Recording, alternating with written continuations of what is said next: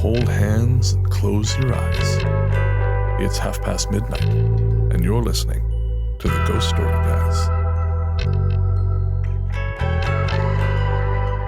Welcome to the Ghost Story Guys. I'm Brennan Storr. I'm Ian Gibbs. And this is the show where we talk about spooks, specters, and all the other things watching us from the shadows beyond the campfire. Some conversations only make sense after the sun has set, and this is most definitely one. Thanks for tuning in. This is episode number 91, and we're coming to you from that tiny mountain cabin you dream about, but can never quite reach. How you doing, Ian? Pretty good, Brennan. How are you doing? I am good. I'm actually very excited, not only for this fantastic selection of listener stories we have coming up, at least one of which is desperately frightening, but you have some news that I'm very excited about. Well, you should be excited about it because you made it happen. I suppose technically that's true. I can't be No, wrong. you 100% made that happen. I said, yes, sounds like a good idea. And then you made it happen. So Victoria's Most Haunted enters the realm of audiobooks. Yes, it has been submitted to Audible. It is finished, and we're just waiting for them to do their quality assurance pass over. And I think I learned enough from doing my book, A Strange Little Place, available on Amazon, Audible, Can't and even iTunes. let me have this, can you? No, good God, I have to sell copies. Uh-huh. I have to pay for all my takeout sushi, Ian. It adds up. It adds up. We used to go for breakfast every morning or every Saturday morning out at this restaurant out in Saanich, but ever since the pandemic, I just won't eat in a restaurant. Oh, wow. Really? Yeah, I know. I just won't. And so what we started doing is now we go and we'll buy, I buy takeout sushi from Fujiya, and Nick will grab takeout drive-through McDonald's. And then we go sit up on Tolmie. Oh, I did that with my students a couple weeks ago. Yeah, it's so nice up there. It is. Yeah, it really is. So, my takeout sushi budget really has exploded. So I could see why. got to sell copies of A Strange Little Place, available wherever fine books are sold. Better choice, Victoria's Most Haunted. Well, I mean, it's a newer choice. Oh. And then you've got more coming up, right? We do, yeah. So Victoria's Most Haunted, again, as we said, has been submitted to Audible, and as soon as it's approved and available for sale, we will blast it everywhere and let you know. We have two more books in the pipeline now. I'll start work on the next one probably tomorrow. Oh, wow. And that book is legendary ghost author Barbara Smith's new book. Woohoo! Yeah, Deadly Paranormal. It's like only available online, correct? Yes, you can buy physical copies, but it is only sold through Amazon. She has direct published this one herself. She was actually going to, I'm telling tales a little bit out of school here, but I don't think she'll mind. And if she does, well, she doesn't listen to the show. So, but she had told me she was going with a traditional publisher and decided not to because it would be another year before the book was released. That's true. And so I think she wanted to get it just out into the world now.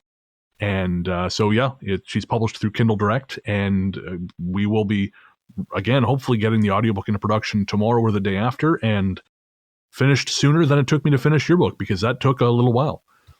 Yeah, sorry, it's quite a dense and reputable tome. No, Victoria's Most Haunted. Your book. Yeah, shut up. So Deadly Paranormal is the one to watch out for. Again, that's out now. You can order it. You can buy it via Kindle or physical copy through Amazon. And the audiobook will be out hopefully soon-ish. Amazon takes anywhere from 1 to 2 months to approve it. So, oh, good Lord. I will get it out just in time for Halloween. Yeah, I guess that's going to be about it too. There you go. And then there will also be True Ghost Stories for Kids. And that is another Barbara Smith book. So that will be out probably about the same time, hopefully towards October. Oh, that's good, because right for Halloween, you can buy the Audible book with Barbara's scary ghost stories for kids and play it for your kids and scare the crap out of them. Exactly. Yeah, ruin their sleep and yours by extension. Hey, but it makes Halloween better, so it's all worth it. That's what I'm going to say, because I want to get paid. And the only other thing that's new and noteworthy is that my 2-part interview with the Capital Daily podcast is finally out. Oh, I listened to the first part. It was really good. Oh, thank you. I know. Shockingly, I listened to it. And it was really good. My mother said that. My mother told me, I listened to the first half of your interview and it was really good. And I thought, wow, you listened to an interview I did? That's Well, probably because it was so short. Like, no offense, but No, that's fair. I get it. It was manageable. It was a manageable size to listen to. I get that a lot. It's a manageable size. It's a manageable. It's not great, but it's manageable. Slow down. It is what it is. All right, moving on. Good plan. If you want to listen to that, you can either go to our website, ghoststoryguys.com, and click the link in our blog, or you can search for The Capital Daily wherever you get your podcasts. That is about it. So we're going to take a quick break, and we'll come right back. Oh, of course, not just with listener stories, but a little weirdness. Oh, yes, from last week. Yes, a little weirdness as well. So we'll be right back with that.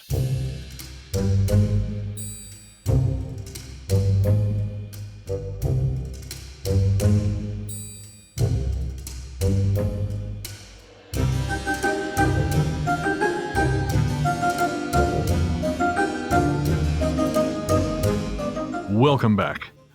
As we said before the break, on this episode, we're going to be telling another great crop of listener stories. But before we do, we wanted to talk about something that happened on the last episode.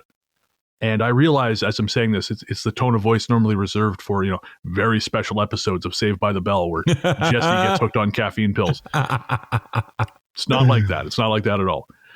No, this is a sound that happened during the recording that we just can't make sense of. We're going to play it for you in a second here, but before we do, we just want to say that when it happened, we both heard it on the recording. Right. And I thought you had spoken. Right. And you thought I had spoken. Well, because we do have those cutouts from time to time where, we're talking and we get nothing back and then we're like, hello, and then all of a sudden you reappear on the audio. Because we're using Zencaster, so sometimes there's that little bit of a delay there. So I thought maybe that's what was going on. Right, yeah. But it didn't seem to sync up with what we were saying at the time. No. And so when we looked at the original audio, of course, because this is recorded in two different streams, one from my house, one from yours, it wasn't on mine, it was on yours. Right. But as you said, you don't have speakers on that computer. I do not.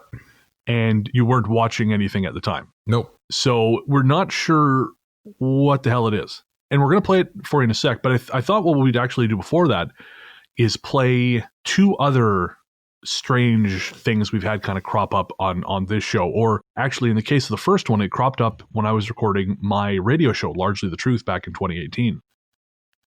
I was totally alone in the office, which was our old original office, the 1218 office, the very haunted office. Yeah. Yes. I was getting a lot of electrical interference. And then when I was listening to it back as I was editing it, I heard, well, I'm just going to play the clip for you here. I met Ash 10 years ago in a Casablanca hostel, and he was a great guy. He partnered up with my cousin and I who were traveling. So now we listened to that again just before going to air, and you said you don't actually hear what I hear. You just hear electronic distortion. Yeah. I mean, when you said you can't hear it say hello, it's like, oh, yeah, I guess. But no, my first instinct is I hear. The second clip that we have, this was from episode, I believe, 55. Okay. And we are talking about your blood sugar, I believe. Right. I think this is around the time that your body went bluey. Yes, that was a bad year. Yeah. All right, so here's that clip. Like normal blood sugar for a regular human, right, is in Canada, because it's different in the States, is 4.5 to 6.0. Oh, good. So to me, again, just after you finish speaking, it sounds like someone saying, that's right. But again, to you, it was just distortion. Right. Right. I'm fascinated by that. And I guess that's yet another reason why there's really no objective truth to any of this stuff. Right. I mean, and I've seen it on the ghost shows, I was telling you before, I was watching, one of these shows and you hear, rah, rah, rah, rah, rah, and they're like, oh my God, clearly he's confessing to the murder of a 17th century witch. And you're like, what? Like, I guess I'm just stupid. Like, I don't know what to tell you. Well, I mean, some of those guys, I think, are frantically trying to generate material to justify their salaries. Well, yeah. I mean, it's like you stir your coffee, you can see anything you want in there, right? So, so very true. And yeah, so we had this turn up on the most recent show, and now I'm going to play that clip for you. And now I think that is a much more distinctive voice than the others. Would you agree? I would agree. I have no idea what it's saying, but yeah. Yeah.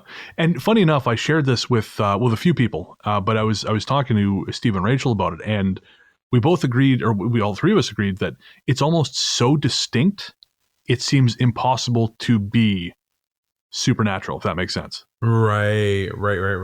Like, it's so clearly a thing. Well, and my experience with microphones, and you said, yeah, well, these are digital and it's different, was I remember doing concerts and the mics would suddenly start acting like antennas, and we would be grabbing radio stations through the speakers. So you'd be standing there in relative silence, and all of a sudden a voice starts coming through the speakers, and you're like, what? Right. And it would happen with the wireless speakers sometimes too, and the sound guy would have to change the channel. Right. But I don't know. And see, that was the thing. Like, I didn't feel anything weird here. Although that was the night we had all those problems. Oh my God, nightmare audio problems. Nightmare. Yeah. And the weirdest internet problems. Yeah, that was it was an odd night for that reason. Like we lost about an hour. I know, and we almost gave up. Yeah, we almost recorded at the end of the week. Yeah, because there's just nothing else we could do. Yeah. So again, we're not. I'm not much for EVP and stuff like that generally. No. So I'm not saying it's one thing or another, but I am curious to hear what you, the audience, thinks. What do you think? What do you hear? And especially with that last clip, is it maybe? Do you recognize it? Is it maybe something that you like? Again, is it a broadcast that got picked up and you think, oh yeah, no, that's a clip from this, right? You know, is it like that time I was interviewing someone and was really bored and opened up a certain adult website that had a very specific, shall we say, like opening jingle? You did not. I did, and I had to And did that person hear it? No, but it went onto the recording, and I had to very skillfully edit around it. No. Yeah. That's fantastic. Oh, yeah, it doesn't speak. It's a long time ago. It's I actually know a kid who enjoys cranking that particular sound up at Starbucks, and he has it just as a little MP3 file. Oh, no. And he'll walk in and sit down, and then he'll hit that MP3 file and see, he looks to see who will turn around, because they obviously know the same sound. It's really funny. They know damn well what it is. Oh, they're filthy little monsters. Yeah. Yeah. And you out there, those of you who know what I'm talking about, you too should be ashamed. But yeah, so I mean, maybe it's something like that, and not that specifically, but maybe Ian had a particular website loaded up and he just doesn't want to admit it to me. So no, I did not. I'm sorry. But yeah, so we have a story coming up. We're going to finish the show with it, and I just love it because it scared the shit out of me. But it deals with electronics as receivers, right? But for something very, very different. Oh, yeah, I would say. Yeah. So it was kind of fortuitous that we had that story at the same time as all these anomalies, because there are one or two other things we're going to bring up after when we talk about that story, because I think we do need to talk about it. But we wanted to play these clips now so you could kind of let that percolate in the back of your mind as we go forward with the stories. And again, maybe by the end you'll have some suggestions for us, because we would love to hear it. Mm-hmm. But for now, we're going to get to the stories.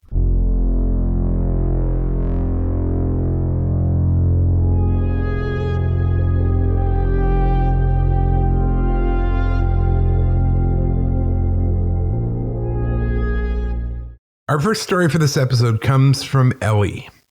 I hope you're both safe and well. I've been listening to your podcast for about a year now, and I love it so much. Thanks, Ellie. Until recently, I'd never had a paranormal experience, and I didn't think I even believed in ghosts. Despite this, I never listen to the podcast alone, since I find most of the stories frightening. I don't expect you to read this on the podcast or anything. No, surprise. But I have been experiencing some kind of mild haunting in the past few weeks. The thing is, it's not actually scary at all. I guess I never knew what to expect from seeing a ghost, but I think once you described it as seeing them with your mind rather than your eyes. It's difficult to articulate, but that's what it's like for me. Back in June, I lost my grandmother to COVID-19. Sorry for naming names. She was 86, so you wouldn't describe her death as a tragedy, but what was heartbreaking was that we couldn't say goodbye or go and see her in the hospital. In the last few weeks, I've been seeing almost clearish or see-through flashes from the corner of my eyes at night. I also see a human-like shadow in my living room doorway, and I've often felt like someone was behind me when sitting at my desk. Even though I always imagined these things would be deeply terrifying, I haven't been scared at all. And I can only attribute it to my grandmother. It's comforting to know that sometimes when the paranormal does make its appearance, it's not necessarily something to be feared. It feels very normal, somehow comfortable. Anyway, maybe I'll be able to listen to some episodes on my own now.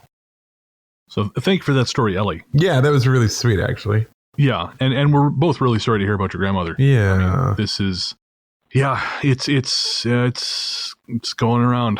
Yeah. Sadly, I know there's a lot of our listeners who are in very precarious situations right now with what's going on in the world. So she also brings up a really good point about sometimes, it happens, death happens, and then a haunting happens, and it's not what you expect. Yeah, that's very true. It's actually not that bad at all. Yeah. And I think that we've talked about this so many times about how, sort of the standard narrative is haunting equals scary. Right. And I mean, in fairness, it's a narrative we are not shy about pushing here because it makes for great entertainment. Sure. But yeah, it absolutely does not have to be terrifying. Like it can be reassuring. It can be all kinds of things. Yeah. I mean, some of them are. Don't get me wrong. Some of them are absolutely terrifying. Oh, yeah. We got a couple of those lined up, believe me. But plenty aren't. Plenty are just kind of mundane, or they happen and then you realize it afterwards. Or, yeah. There's more than one way to discover or experience a haunting. That's for sure. Yeah. So we're both happy that you got to experience it this way and not the terrifying way that the person at the end of the show had to experience. Thank you so much, Ellie. This story comes from Katie. Before I start, I will give you a little background on the place I worked. It is a shopping complex of about 8 buildings that date back to the early 1800s. It served as a trading outpost during the Civil War and was one of the largest exporters of cotton on the East Coast until 1950. It has seen all kinds of people. The place that I worked at was a little ice cream shop that also sold sandwiches. Going in, I knew that the place had some activity. Being someone who has been experiencing paranormal activity since I was young, I wasn't too worried about it. On my first day of work, my boss was talking to me about the spirit that frequented that location. Apparently, it was a little girl, possibly a result of a brothel that was in one of the buildings within the complex. As he was telling me about all this, I felt a light tug on my shirt, almost like a child trying to get my attention. I looked down, thinking my shirt had gotten stuck on something, and nothing was there. I could feel the hairs on my body raise, and I looked at my boss, who smiled and said, "She's just saying hi." Yeah, forget that noise. That was the first experience of many. The little girl hated the Beatles. If they would come on the radio, she would change it, or turn the volume down. She was a very mischievous spirit, and she liked to dump over ice cream toppings and would change the temperature of various kitchen appliances. But one experience in particular almost made me quit my job on the spot. It was the end of the day and I was getting ready for closing duties. I was the only one in the shop that day, so I called my significant other to let them know I'd be home soon. While I was on the phone, I was filling sinks to wash dishes. When I got off the phone, I placed my phone on the cooler across from the sinks. All this water business made me have to use the restroom. I cut the water off, walked out of the shop, and locked the door behind me. When I returned, I went back to working on my closing duties. While I was gathering stuff to wash, I realized my phone wasn't sitting on the cooler anymore. I thought, that's strange. I remember putting it right there. Continuing to search for my phone, there was a nagging voice in my head telling me to look in the sink. Lo and behold, my phone was sitting in the bottom of the sink full of water. I grabbed the phone out of the sink, and when I did, I felt what seemed to be little hands tugging on my shirt. My soul left my body. Like I said before, I was the only one working, and as much as I wanted to run screaming, I had to stay and close the shop. I felt like I was being watched the whole time, and I'm pretty sure my goosebumps never left my body. When I finished everything and was able to lock up, I ran to my car. I continued to work there for the next several months, but never closed alone again. A few more strange things happened while I finished my time there, but never to the extent of my experience. It's definitely something I will never forget. And first off, thank you, Katie, for sharing that. Mm-hmm. But I tell you, you ever want to make me throw hands, Ghost, you fuck with my cell phone.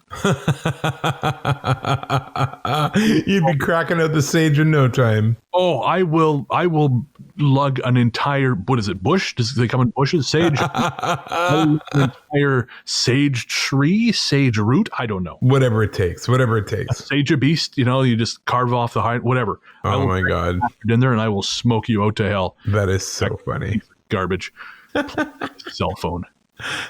That shit. Anything but the cell phone. That's it. Do what you want to me. Strike my lungs, but don't hurt the cell phone. Oh, that's it. Strike me down. I will come back much stronger, but my cell phone is expensive and still. Oh man.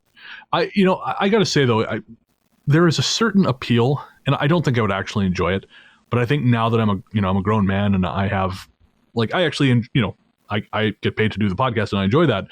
But I have these sort of fantasies about what would it be like to just work at like an ice cream shop again, like a retail job like I used to. Yeah.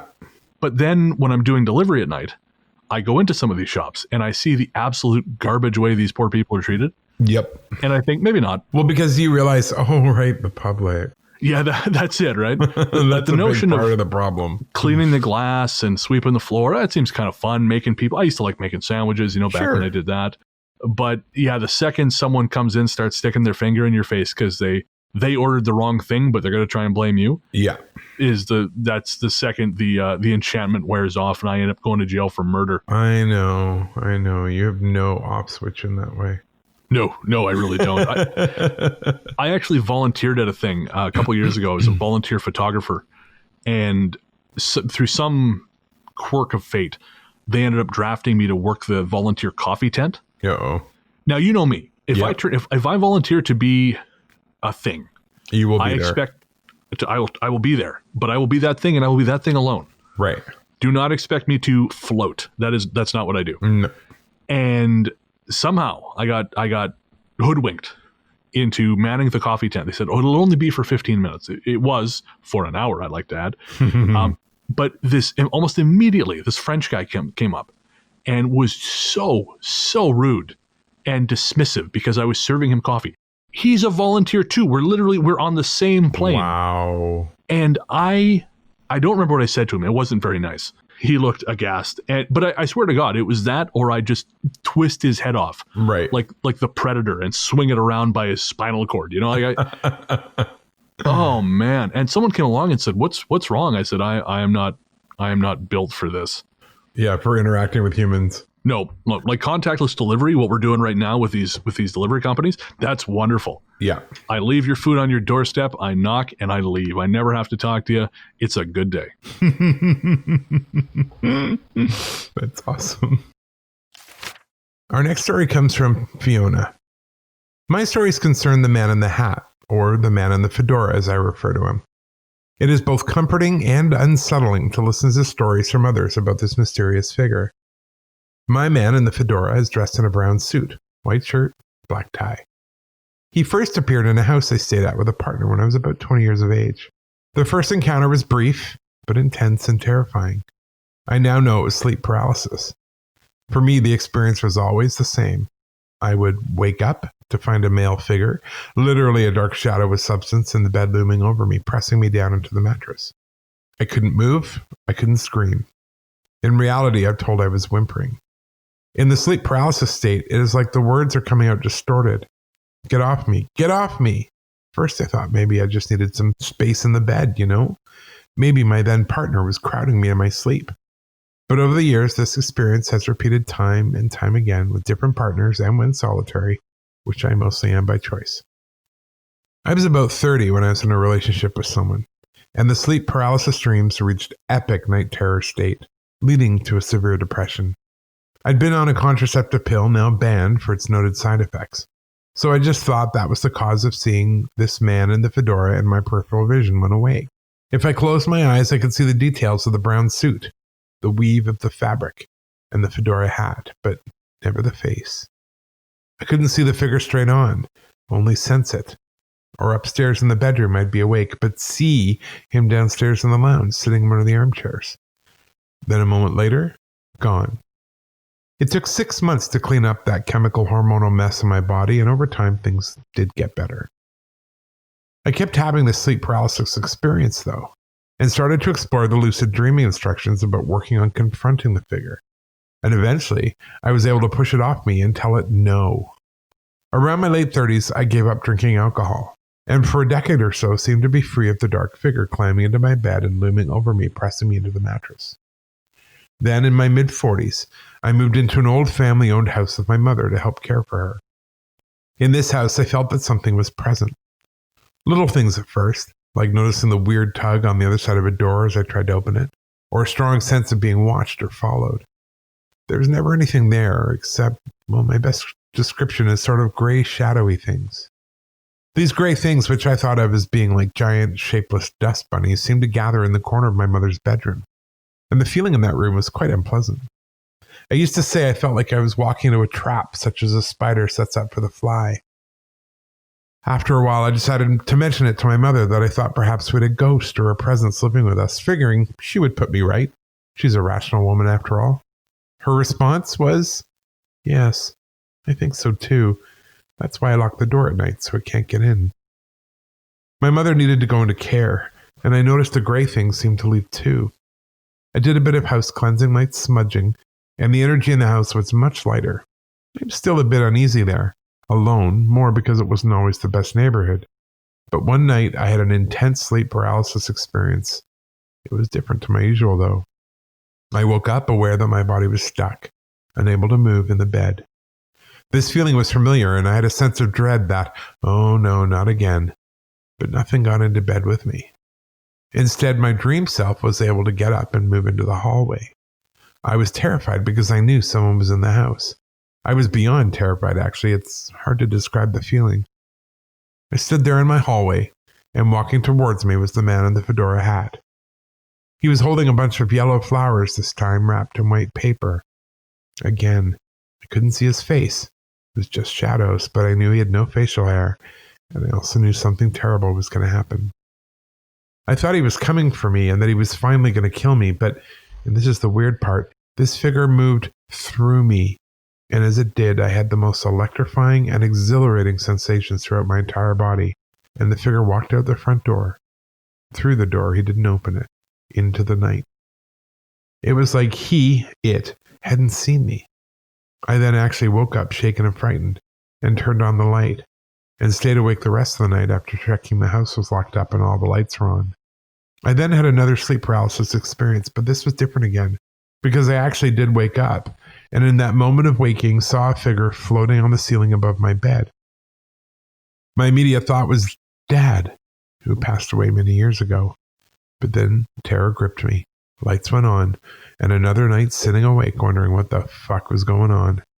Yes, I moved out. I'm 50 now, and I feel that it has stopped.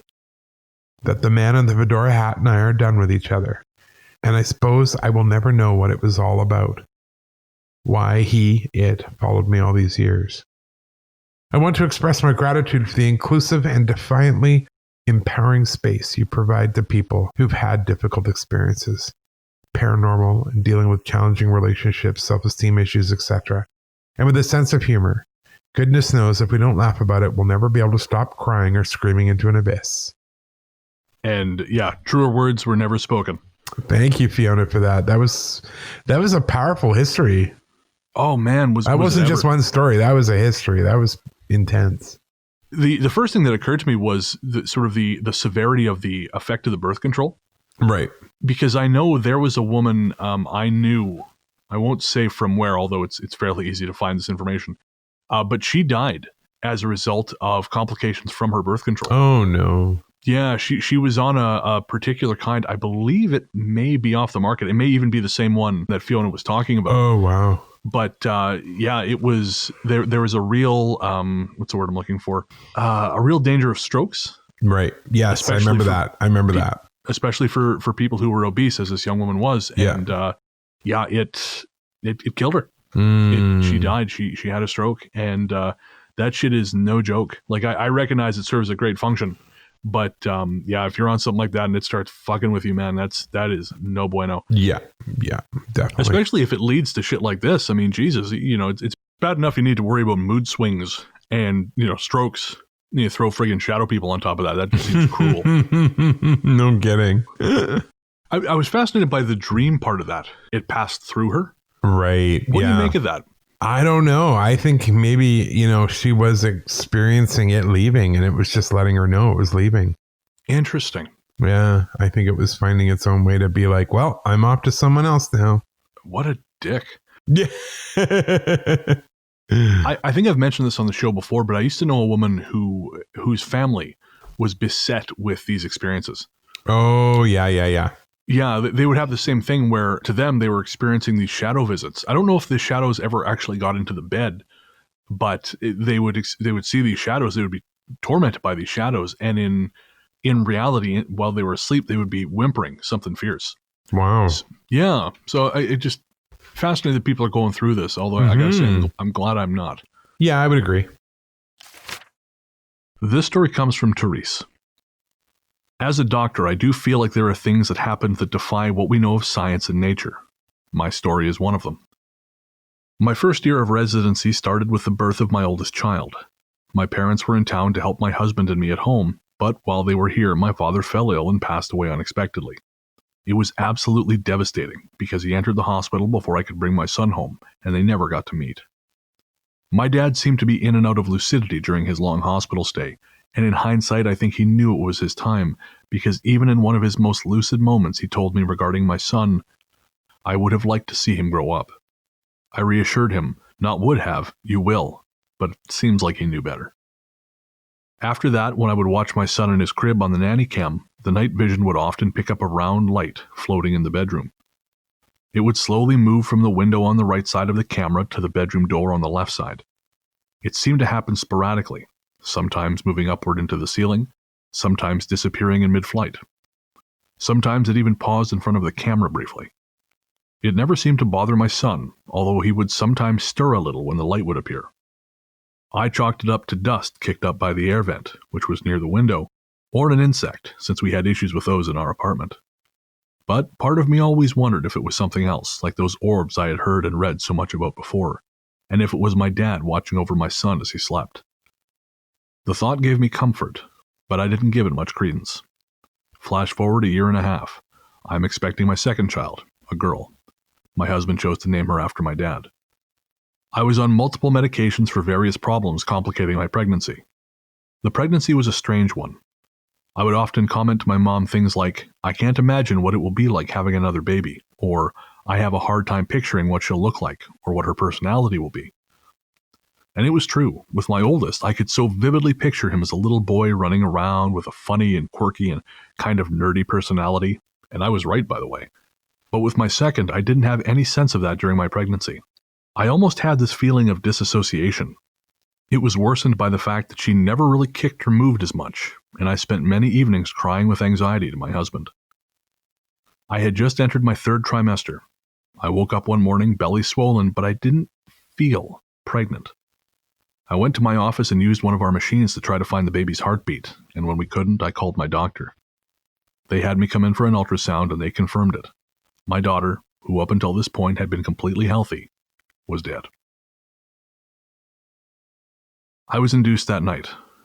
When you have a baby, there is a joy that comes with holding them for the first time, hearing them gurgle and feeling them squirm, seeing them open their eyes for the first time. You don't expect to hold their lifeless, soundless weight. The doctors discovered at the time of her birth that she had a very rare umbilical cord defect. They said it was like being struck by lightning. She was otherwise perfect, even after all the post-mortem tests. That's what they concluded. It was so unfair. Needless to say, my husband and I struggled through our loss. We had a huge showing of support from our friends and family, which helped immensely. I sank into a deep depression and struggled with the unfairness of it all. As it stood, my relationship with God was already rocky at best after the loss of my dad. I was just starting to recover it before I lost my daughter, and suddenly I felt completely abandoned. I prayed for a sign that she was okay, that she was at peace, anything to give me some sort of closure. One day I was watching my son sleep on the nanny cam as usual. We had recently brought my daughter's ashes home. As I was watching the screen, I happened to notice the light I had seen so many times before. But this time it wasn't alone. There was another light beside it. They both seemed to hover together for a moment in front of the camera, as if to make sure I saw them, and then disappeared upward into the ceiling. The atmosphere in my apartment changed. It felt lighter, and a sensation of calm settled on me. I never saw the lights on the nanny cam again, and it has now been over a year.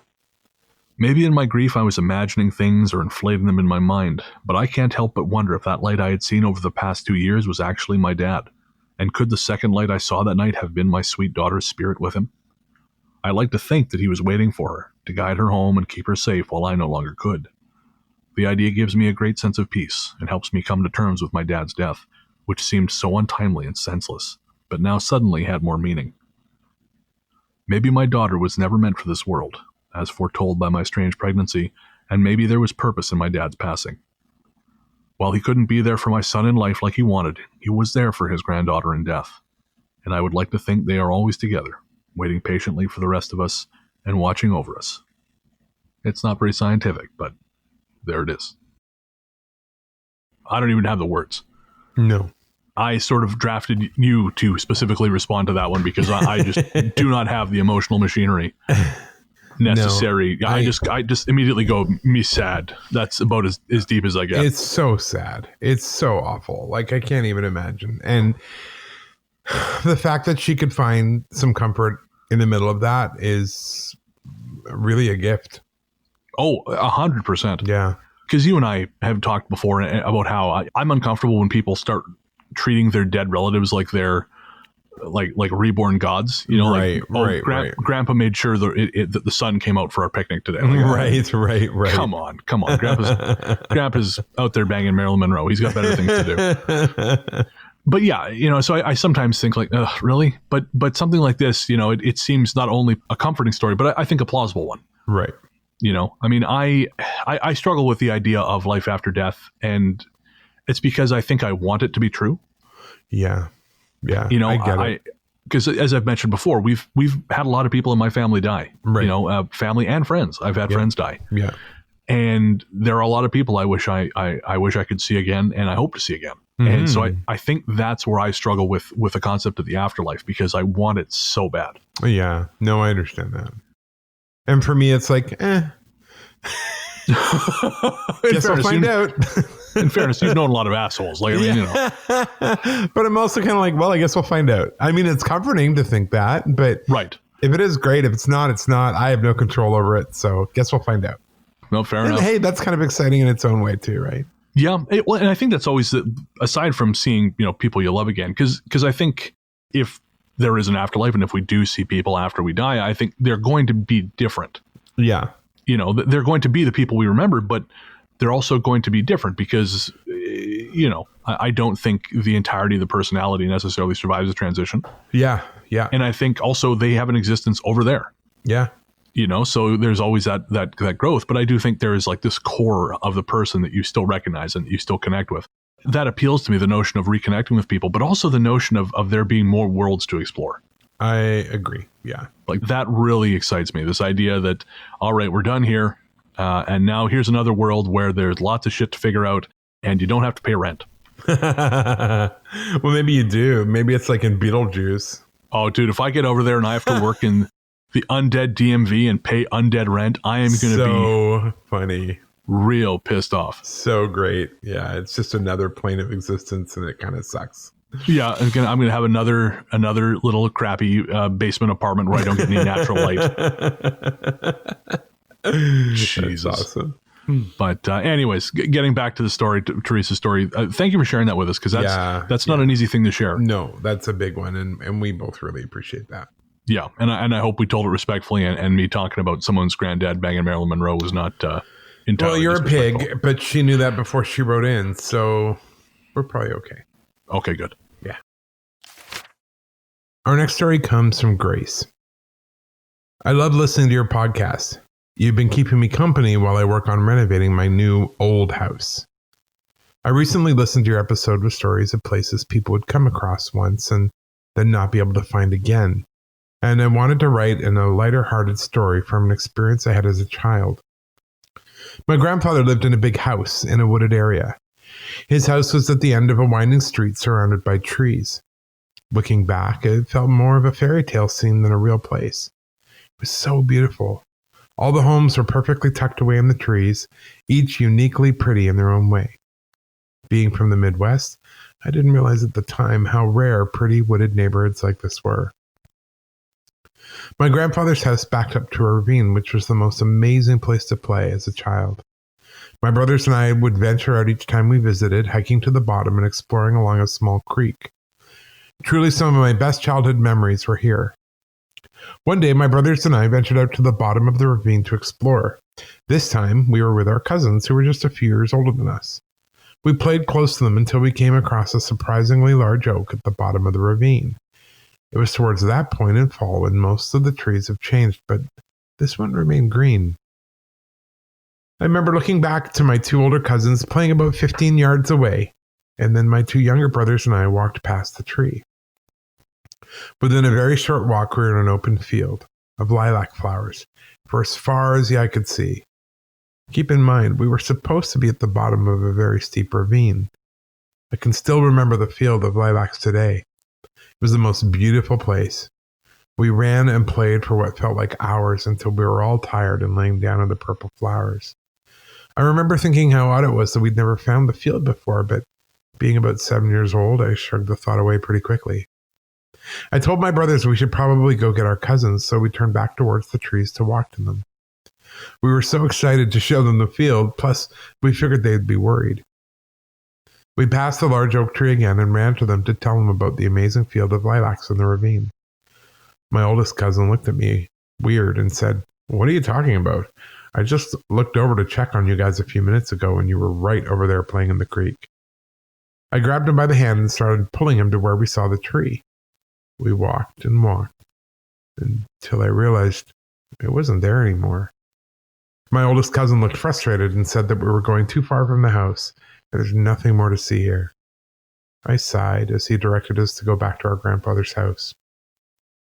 I continued to always look for the field of lilacs, but I never could find it again. As an adult, I've looked on a map to see if there's a field nearby the ravine, but there isn't. I guess my brothers and I will never know for sure how we came across that field. I really love that because that's got such a summer feeling to it, this sort of sense of mystery in the summer. Or it was a trap set by the fairies to kidnap human children. Well, that was going to be my next point, yeah. I mean, I'm glad you said it and not me because I don't think I'm allowed to say that word anymore. But yeah, that did occur to me. The fact they were playing in the creek. Yeah. Oh, man. It reminds me of, there's that scene in Tenacious D's Pick of Destiny. Okay. Where, yeah, I believe it was that movie where Jack Black's character is high as hell. And he's imagining, I think, rolling even in a field or something. But he's actually just being washed down the rapids of this river. Yes. I remember that. Yeah. I mean, I would love to have that experience of seeing a place and then realizing that it never existed. Right. But I don't want all the attendant concerns, which are maybe that someone is or something is trying to spirit you away. Yeah, it's a little scary, actually. Yeah. And I'm just going through it here. Was it an oak tree? Yeah. An oak tree which had not yet turned. So I think there is some significance to oak trees. Oh, as well, okay. Possibly involving our friends who I shall not name. Right. If any of our listeners out there, if you are aware of any kind of spiritual significance to oak trees or folkloric significance to oak trees, let us know. I know I've had this conversation again with Steve and Rachel because Steve is from a very weird little town that has a bunch of oak trees. Oh, okay. And supposedly at night, especially going out that way, feels very, very hinky. But I've got like 11 Gary Oaks in my backyard, right? Oh, do you? I do. Oh, lucky you. So I'm kind of hoping they just bring goodness and light. That's what I want to hear. I don't know. You ever go up Ptolemy at night? That thing is covered with oh, I know. Gary Oaks, and it feels very bad. Oh, man. Even in the daytime, I don't know. I'll look around and I think something doesn't feel right. Like, it's a lovely spot and I love having our takeout sushi up there, but there are times where I think, oof. Well, I wouldn't be out. Yeah, I wouldn't want to be up there at night. No way. No. So thank you so much for that story, Grace. And we're glad that you didn't end up staying in the trees forever. Mm-hmm. Not that that's definitely what was going to happen, but it's, I wouldn't dismiss the possibility either. This story comes from Joshua. This is a shot in the dark, but I figured I'd give it a go. Maybe someone has heard of this before and can offer insight. Without going into much detail, when I was a child, I would occasionally feel bursts of dread and completely lose it in the middle of the night. It wasn't a normal child's tantrum or fear of the dark or monsters. I expressly knew I was going to die and going in the dirt. My mother would sit up with me trying to calm me down, but it never helped, and I would wear myself out until I fell asleep. Now, I'm sure I could have overheard a conversation about dying that fucked me up subconsciously. What makes it weird, and what still to this day scares me to death when I think about it, is that my vision would go completely black, and a large round gray stone would start to fill my vision either from the left to right, or right to left. I could still hear everyone around me though. When I saw it, the feeling of dread intensified more than I can explain. I can remember how it smelled and tasted, even though it was never really there. Once it was out of my field of vision, I could see my actual surroundings again. This would go on for a while. Things picked up from there, paranormal-wise. Dreams or nightmares when I was an adult in very real, very weird situations. Like a recurring nightmare at the same age range between 4 and 6, where I was a full-grown woman trying to get away from a man with a knife. I remember how I looked, how he looked, the room I was in, and the furniture to this day. I eventually stopped seeing the stone, but weird things kept happening. I even stood beside and spoke with a fully cloaked person who had just vanished. I was 8 and thought it was my mom in a bathrobe. They were as real as anyone else I've ever seen, but never spoke back, and I never saw their face. My childhood wasn't the best and was emotionally traumatizing, so I can't help but to think that this may have been something mental at such a young age. But the causes of my trauma didn't take place until after I noticed these things. I've been helped by medical professionals since and haven't been diagnosed with anything to cause such hallucinations. I'm mostly interested in the stone and what it could represent. Everything else, as I am aware, is standard paranormal fare, which in a way makes it easier to write off. I've never heard of anyone blacking out and seeing/feeling/tasting stone before. When I say that thinking about the stone still scares me, I don't mean that what it could represent is scary. I mean I can still feel/sense the same dread when I think about it, instantly remembering the dusty smell and mineral taste. It's so weird. So this one's for you, buddy, because I am not really sure, and interpretation is not really my bag. I read that, and honestly, I don't know what to make of it. Really? It's the weirdest thing I've ever heard. That's saying something considering how many conversations we've had. Right? I do believe that he had an experience. I think it was slightly paranormal, whatever it was trying to torment him. But in terms of him having that vivid of a dream and being that age and all those other things going with it, it just makes no sense. I mean, do you think, and this is pretty far out there, but it's the ghost story guys, not the rationalist guys. So do you think that it could be possible that he's somehow seeing or feeling someone else's death? Or experience of their death? Yeah, I think it could be something coming to him and trying to show him what it's like or what happened to them. Yeah, and sort of in a kind of an impressionistic way, because he said that the direction the stone came from changed. Well, yeah, and the other part was being that young, he would have no way of blocking that, right? Oh, of course, yeah. So that's why I think it probably went to him, but without really understanding what was happening or anything else. It seems like a kind of a cruel, pointless torment thing to do.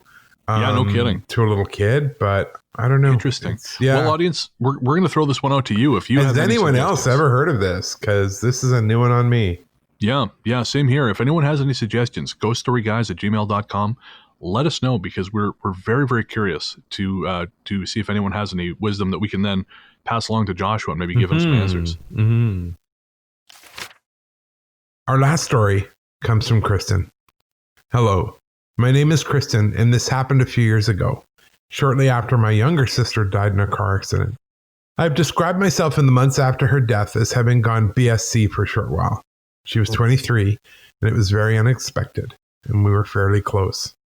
As an atheist, I don't really believe in life after death or ghosts in the traditional sense, but in my grief, I sought to find proof that maybe there was something more, so that I could believe I would see her again. After a month of reading books and watching ghost documentaries, I drove about 2 hours to meet with a friend to see the Flatliners remake.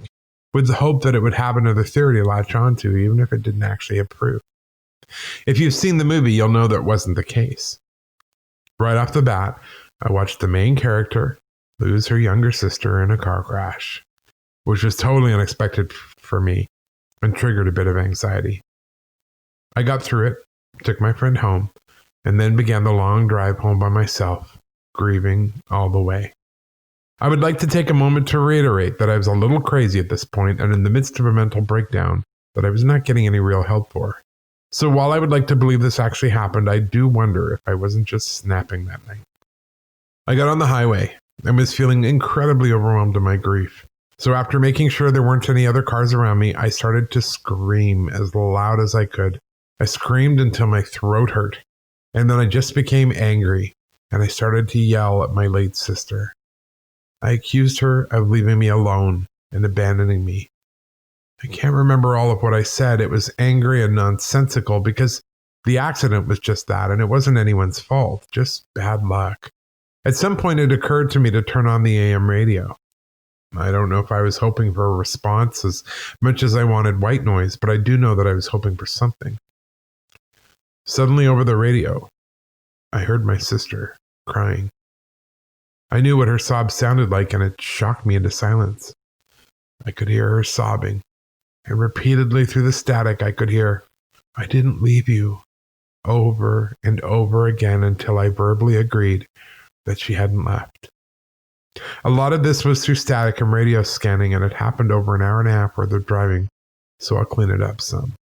The next thing I was able to make out was, "I love you," again, repeated over and over through the static until I responded out loud. Then I heard her say, "Did you coffee?" I didn't understand and said so. And then I heard coffee cup as if she was trying a new tactic. I thought hard and then remembered that when we had gone through the things that had come back from her office, there were a couple of coffee cups in there, but her friend had chosen to take those. I asked if that was what she was referring to. Again, I heard, "Did you coffee? Did you bring coffee cup?" When I could make out bring, I instantly remembered that a few weeks previous to that, only 6 weeks after her death, it had been my birthday. And I'd been so upset that we wouldn't go for coffee like we had before. So I had gone to Starbucks and bought both of us a coffee. And I'd poured her cup onto the spot where her ashes were buried. I was so excited to understand that I started to shout, "Yes, yes, I brought you coffee. That was me, I brought you coffee." This is where I started to believe I might be speaking to her and not just filling in the static with what I wanted to hear, because it had taken me a long time to decipher that. I started telling her I missed her. I asked her if the person she dreamed about a year before she died had really been a Grim Reaper type figure. Right after the dream, she texted everyone she knew to ask if they were okay, because she had seen the guy in her dream before her grandma died and it had left her shaken. I think she confirmed, but to be honest, this is where I got hazy and where she started to get different. She began to repeat the word quiet and warned me that we weren't alone. Again, this was through station scanning and a lot of repetition and me asking for clarification, so I might have misinterpreted. I did ask if she was happy and safe, and I was told she had to be quiet. I asked her what was it like, or if she could tell me, and I got back the word no and a request for silence.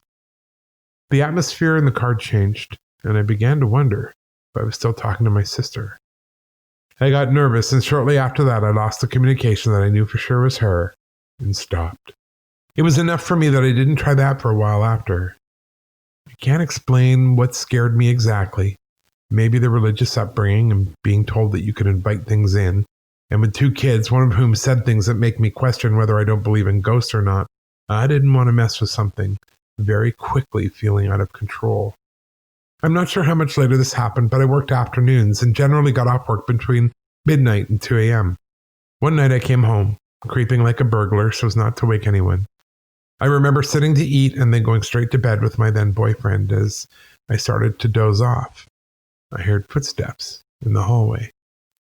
Assuming it was one of my children getting up to go to the bathroom, I watched the ceiling waiting for the hall light to come on, and after maybe a minute when it didn't, I shrugged it off and blamed the dog.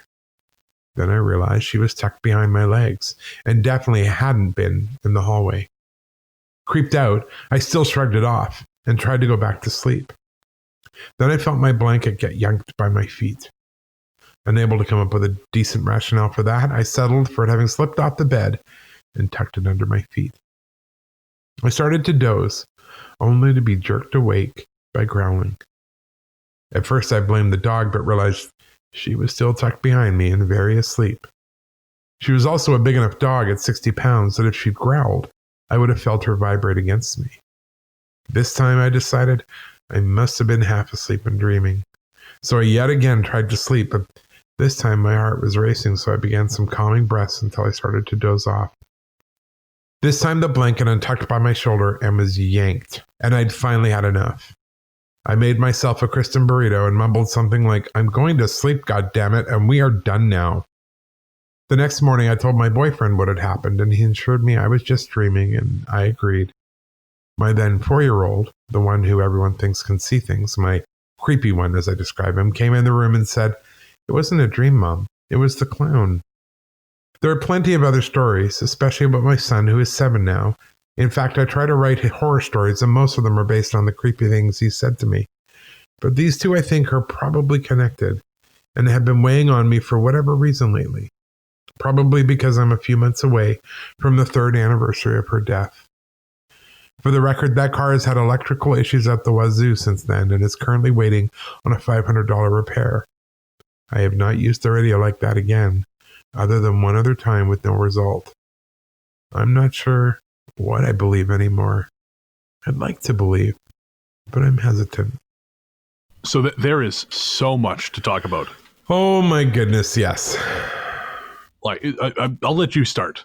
Well, I have some experience with those random word things, like, the sound generators, and they roll through stations and they pull out words, and then you... Oh, the ghost box, I think they're called. Yeah. I used one of those at a ghost investigation I went to somewhat against my will. It was interesting. And because it was a real hit and miss kind of thing. Like, sometimes what it was saying was very much related to what we were talking about, and other times not at all. Right. So right. I don't know. For her, I mean, she kept saying, well, maybe I'm crazy. Maybe I was going crazy. Grief does make us crazy, 100%. Right. But I don't know that grief makes you crazy enough to experience stuff like that. Yeah, that is a whole other beast.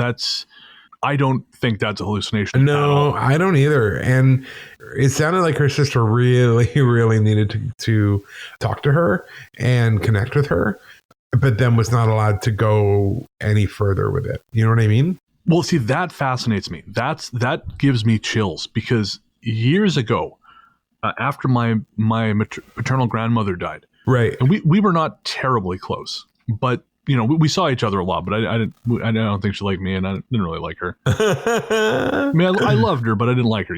Yeah. After she died, I had a dream. We were sitting in my aunt's house and we were talking, and it was actually nice to talk to her because she had been very sick towards the end. Right. And she was in good health, and she was still elderly, but we were chatting, and we were, nothing, really world shaking was said. It was just a conversation. But then her eyes changed. It was like her eyes were being stretched to the side, inside her skull. Okay. And when they snapped back, they were yellow. Urgh. And this really deep voice said, and I don't remember the specifics anymore, but I remember the image. It said, "This is against the rules. You can't do this. Ooh. You should not be doing this." That's interesting. And then I remember back in 2008, 3 years after my grandfather died, and my grandfather and I were very close. I think I mentioned this before. Like, my dad and I, for various reasons, don't have a relationship, and we haven't spoken in a very, very long time. But my grandfather and I were very close. Right.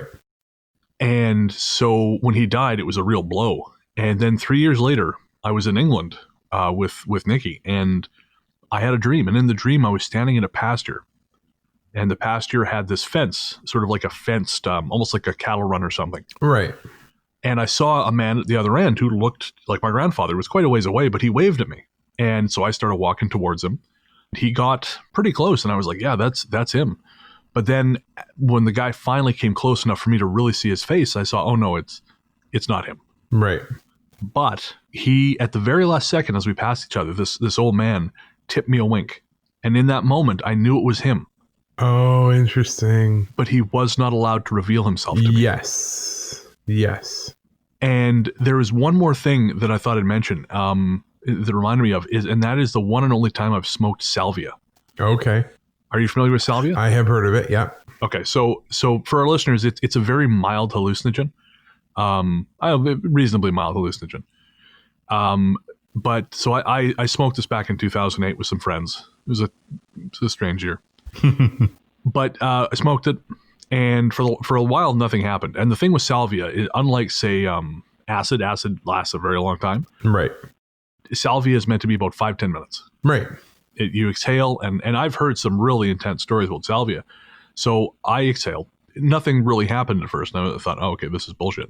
But then it gathered itself, almost like it was gathering itself. Mm-hmm. And then I just zonked. And I remember feeling my grandfather near me. And he showed me a place I was not supposed to see. I couldn't see all of it. Right. But he was showing me snippets of it. And it was a golden parade. There was this beautiful golden parade, but I could only see like flashes of it in passing. I wasn't allowed to actually like see it. So this concept of rules and this possibility that even my interest in this multi-eyed creature that's said to guard the veil between, between life and death, there's very much the sense of, well, there's only so far you're supposed to go. Interesting. But what I find fascinating about the story that Kristen told us is like, who is enforcing those rules? Right. Are they sort of like a sort of looking for like a nonpartisan kind of just a rule keeper? No, I told you, it's like Beetlejuice. Oh, right, of course. There's a whole governance part of it that goes on. Of course. How could I be so stupid as to forget? Oh my God. But yeah, you wonder, is it that they're breaking a rule, or is it that something else started to infringe on the conversation or was attracted by their connection? Yeah, no, it's interesting. Because that scares the shit out of me. Especially since she thinks it's connected to this growl. Yes. That thing she heard in the house, which really is I think is probably more frightening than even the Shadow Man, because the idea of something growling, at least a Shadow Man, it's almost like there's a human intelligence there. Yeah. But a growl, that's something else completely. Yep. No, I'm not cool with that at all. No, and the clown, like the idea of the clown too, a growling clown, this is pants changing stuff. Well, it's nightmare fuel, 100%. Yeah, it legitimately is nightmare fuel. Yeah. It's like was it season 4 of American Horror Story, Twisty or whatever his name was? Yep. But powered up to about 12. I completely agree. Oh, it's fascinating. Yeah, no, but amazing story, Kristen, and thank you for sharing it with us. I'm so sorry about your sister. Those sudden and extreme losses are they're bewildering, and they would knock anybody sideways. So I totally get it. Yeah, and thank you so much for sharing with us.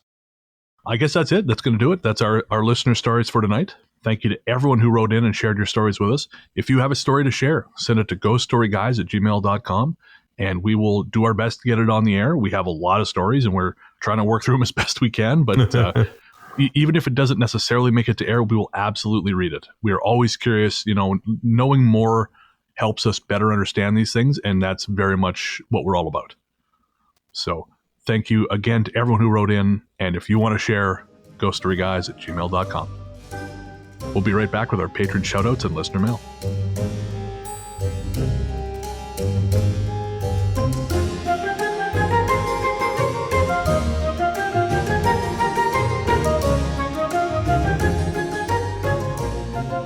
Welcome back.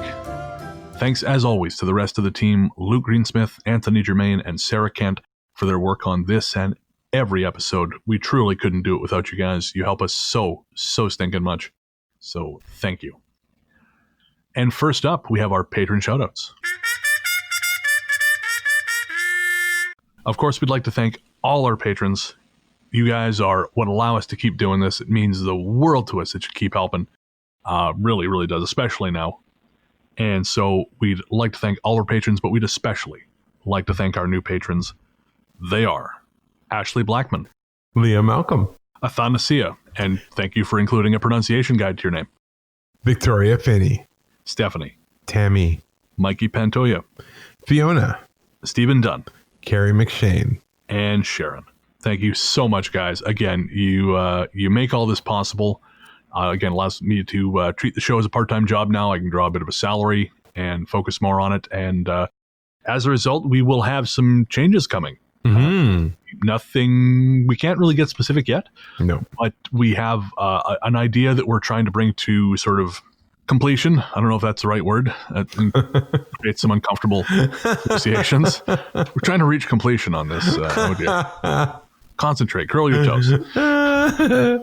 Again, we can't get into it yet because we don't have a fully formed idea of what it's going to be, but it's going to really involve a drastic rework of the C segment of the show.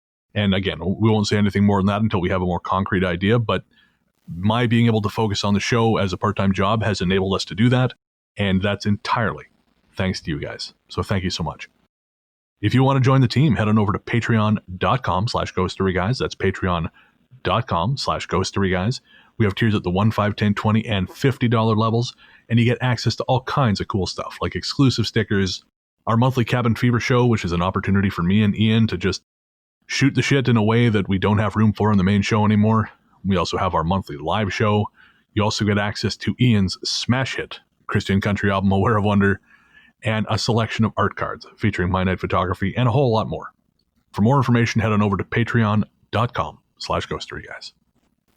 Next up, we have listener mail. Our courteous and efficient staff is on call 24 hours a day to serve all your supernatural elimination needs. We're ready to believe you. Of course, we'd like to thank everyone who reaches out to us, whether it's through our email at ghoststoryguys@gmail.com or on Instagram at theghoststoryguys, Twitter at ghoststoryguys, or on Facebook at ghoststoryguys. If you do want to share a story, please send it to the email at ghoststoryguys@gmail.com. Please don't send it via social media. It will likely get lost. But you can send us a message wherever you like, and we will always see it. Again, and we will try to include it on the show as much as possible. We'll try to reply where we can, and just know that no matter what you send, we are reading it. Even if we don't respond, we are absolutely reading it. Reading your comments, your questions, your gentle criticisms. We are reading it all, taking it all on board. And this time around, we have a selection of email that we wanted to respond to. First up, we had a beautiful email from Staniel, who said that listening to our catalog helped him and his girlfriend come to terms with their own experiences and helped them better own their psychic space. He also broke down the difference between his own experiences with the paranormal and his own struggles with mental health. And I think that's a really valuable thing to do, because I think there is this tendency among certain groups to sort of lump them all together. Right. You know, if you're seeing a shadow man, well, that's your mental illness. Right. You know, that's you don't have mental illness. It's just the demons. You know, right. I think it's right. And they can be congruent, unfortunately. That's it. Yeah. It doesn't have to be an either or proposition. Actually, on that subject, I about 2/3 of the way through the book Gone at Midnight. Okay. Which is about the death of Elisa Lam at the Cecil Hotel in Los Angeles. Yeah. And I don't know that I'd recommend the book, but what I didn't realize, and what the author makes quite clear by going through her own blog posts and Tumblr posts, was that Elisa suffered very deeply with mental health. Yes. And I didn't really understand that. And there is a strong suggestion as a result of the toxicology results that she had gone off at least one of her meds. Oh, no. Yeah, in the days leading up to her death. And so I'm not going to speculate about the cause of her death, the ultimate cause of it, because it's irresponsible. It's not the point of the show. But, you know, that is someone who was clearly suffering with mental health problems based on her own posts. Right. But she was also in a place that is deeply, deeply haunted and has a profound effect on people who go there. Oh, wow. Like I walked past the Cecil Hotel. And It was like a sandblaster on my psyche. Like we talked about this on our Los Angeles Part 3 episode. And I talked about how I walked past that place and then I was way more sensitive for the remainder of my trip. Right. I couldn't get settled because I was suddenly aware of things around me everywhere. Well, and that's the thing. And I don't think you can discount that. Like if someone who is in a delicate place mentally ends up in a pretty scary zone spiritually, that's not going to end well. No, that's it. I think it makes you more vulnerable. Yeah. So so we're really, really happy to know that we could help you guys out, Daniel. We also got an email from Roderick, who reached out to say he'd binged the whole catalog since listening to his first show in March. Oh, jeez. And is now bummed out he has to wait 2 weeks between shows.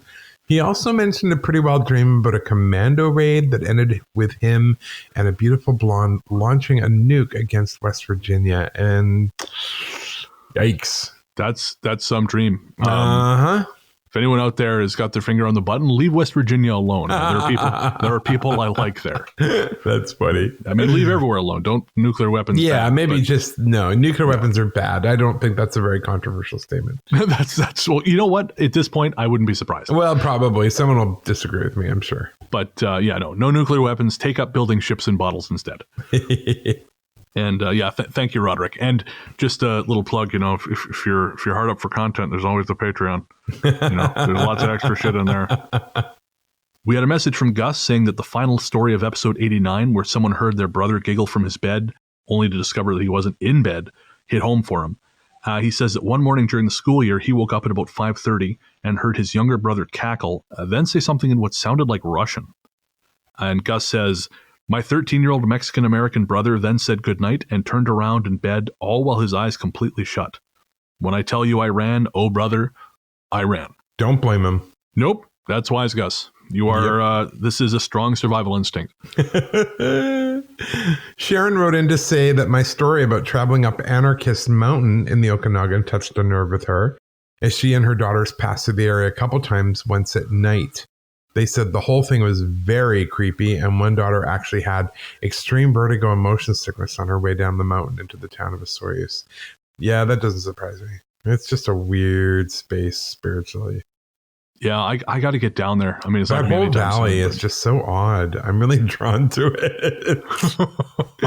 But it is weird. And I wouldn't go in the woods by myself at night, that's for sure. Oh, God, no. Is that now Osoyoos? So that valley is near, or Anarchist Mountain is near Osoyoos? Yeah, just outside. Because I know I'm told at least, there used to be a strong white supremacist presence down in that area. Oh, interesting. So yeah. I wonder if, there's a little bit of that mojo. That's very interesting. I've heard, I have to be very vague, but I've heard stories about parties in that area sponsored by certain motorcycle enthusiasts. Oh, yes. That wouldn't surprise me. Yeah. And these are firsthand accounts, so these things happened. But there was, shall we say, a vibe. So, yeah, it's very, very possible that is not all of it, because I think that area has just got mojo, but I think it's also, that doesn't help. Right, exactly. Sue got in touch to say she was desperate to find a copy of Richard Estep's Spirits of the Cage after hearing his interview on our show way back in year one.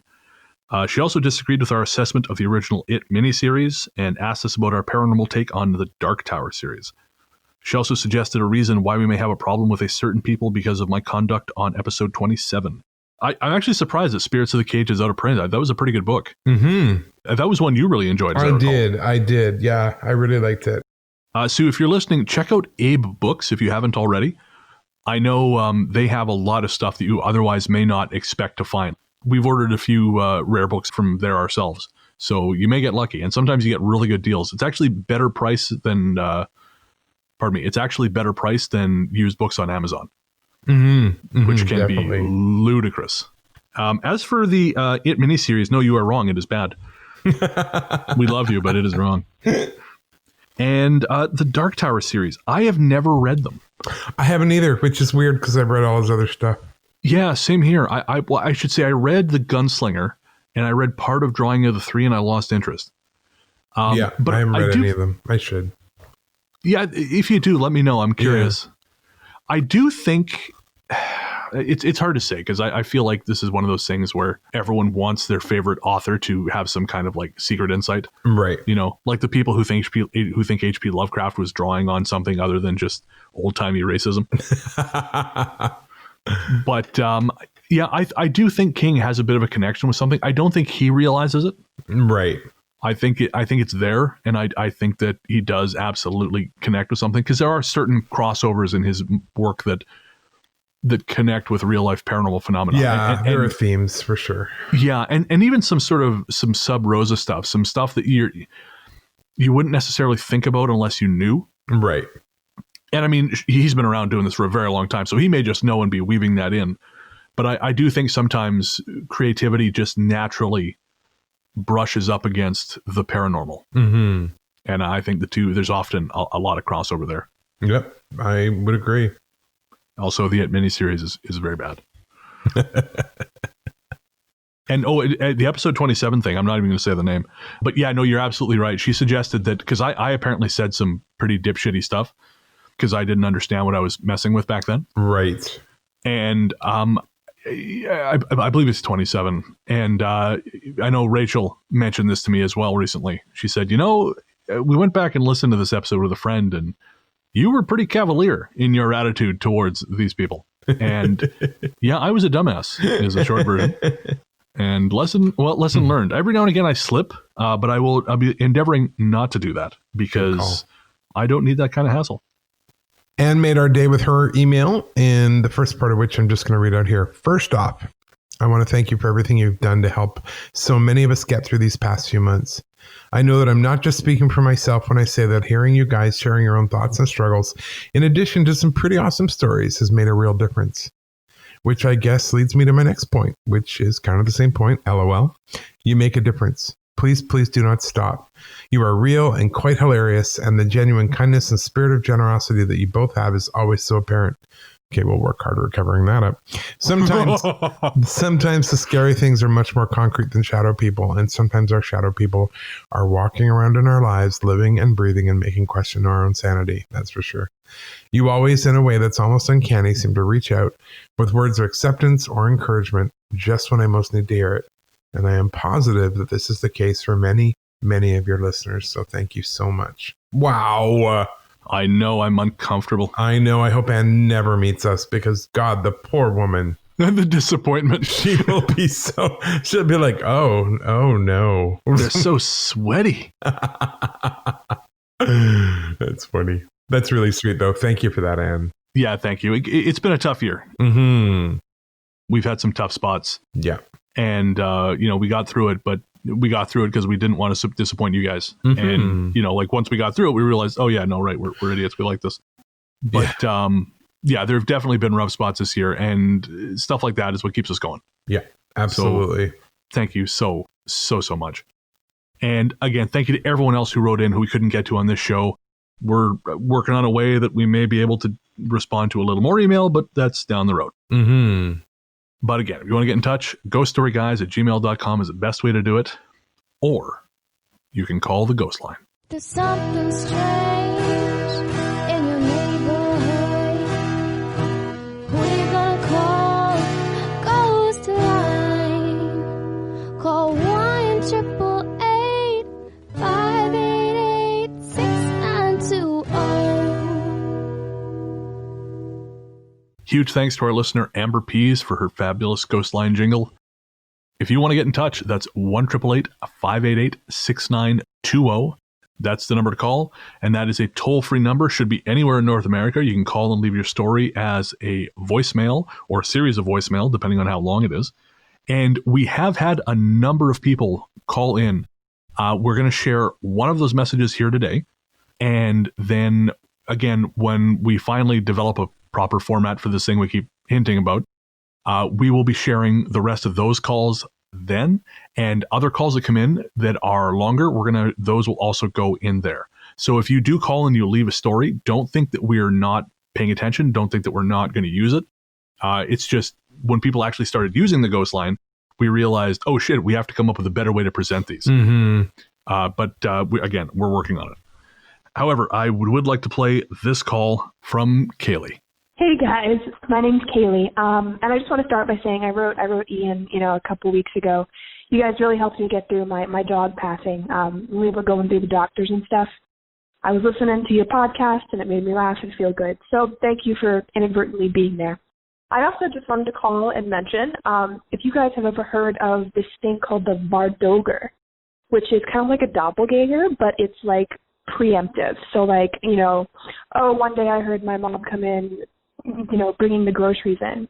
And I went downstairs and she wasn't there, but then 5 minutes later she actually came in and unloaded the groceries. So it's actually like some kind of, I think it's like Norwegian. It's a ghost called the Vardoger, Vardoger, I think. It's interesting to kind of check out, sort of kind of creepy, fits along with the previous episode's theme.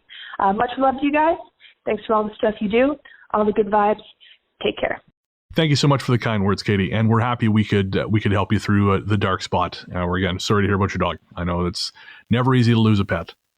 On the subject of the Vardoger, I don't have any firsthand experience with him, but I am familiar with the concept. And interestingly, since we're speaking of pets, the Vardoger, which, as Kaylee mentioned, seems to be sort of like a preemptive doppelganger. So you will hear someone come home before they actually come home. They're not sinister, but before your wife comes home, you hear her come through the door and you hear all the things that would happen when she comes home, all the sounds. You don't see her, as I understand it. You hear it. So with that in mind, it does kind of remind me of Rupert Sheldrake and the work he's done with pets who seem to be able to predict when their owners are coming home, despite the fact that it's happening maybe on an uneven schedule. And you're going to have to look it up to really get the full details because we can't really go into it here. But Sheldrake did a huge amount of these experiments, allegedly, with household pets at various times. They varied the schedule because obviously you could say that the pet just knew what time the owner habitually comes home. So they did a number of these tests with the owners coming home at random. And by and large, the animals seemed to know ahead of time when the person was coming home, no matter when it was this happened in the day. And I know there was a skeptic who refuted Sheldrake's claims, and I've heard that his sample size was much smaller than Sheldrake's. He tried to repeat the experiment and came up empty. So he said, well, it's not a repeatable result, therefore it's not scientific. But I'm given to understand that Sheldrake's sample size was much, much larger. And so if that is the case, maybe there is some kind of crossover there between animals who know you're coming home and this Vardoger, this idea that something precedes you when you come home. I don't know what that connection would be, but it's maybe worth thinking about. Thank you so much for calling in. And if you don't want to call, you can also text the ghost line. That's a slightly different number. That number is 925-553-4789. Again, that's 925-553-4789. You can text the ghost line. You can send us pictures, any kinds of messages, whatever you want to do. Text it there, and we will read it. And we've had a number of them come through, and I'm going to share a couple here. We had a message from Jackie. She said, Ghost Story guys, you guys are amazing. I've been listening since episode 1 and can't wait for episode 100. It's been quite a journey. And has it ever. So thank you so much, Jackie. I want to be clear about something. We had a message from another listener, and I didn't include it in the mail, but she said, I know you guys don't like compliments, but... And the truth of the matter is we love compliments. We're just bad at receiving them. Exactly. But we really appreciate them. Always, always, always. Yeah. We also had a text from our patron, Mark. And he sent us some eggs he was frying that formed, shall we say, a suggestive shape. No, so, impossible. I know, I don't believe it. He's such a proper guy. And Bob also sent us a YouTube video, and I have not had a chance to watch that yet, Bob, but I will.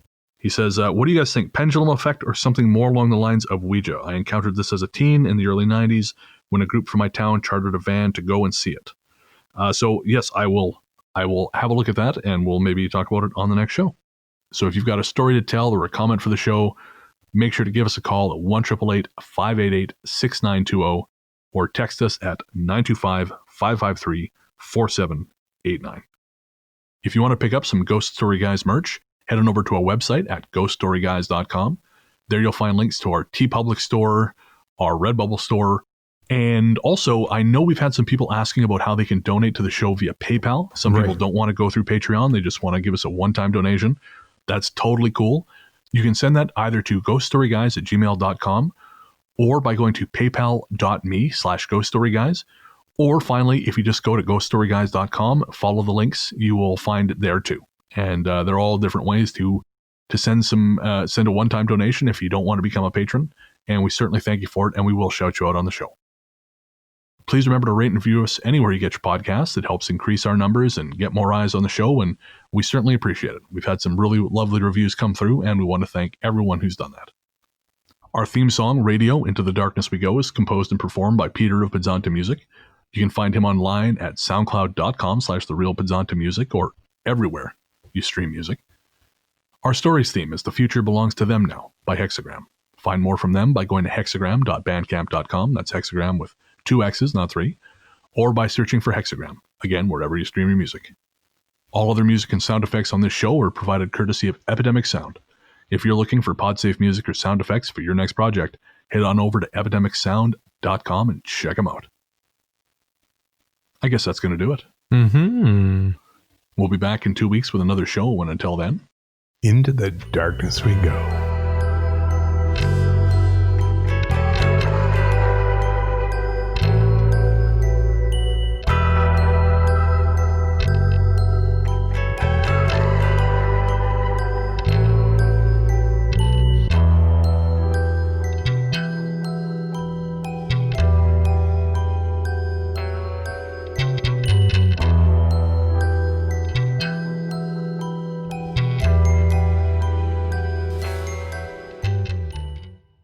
And you could bring me a coffee?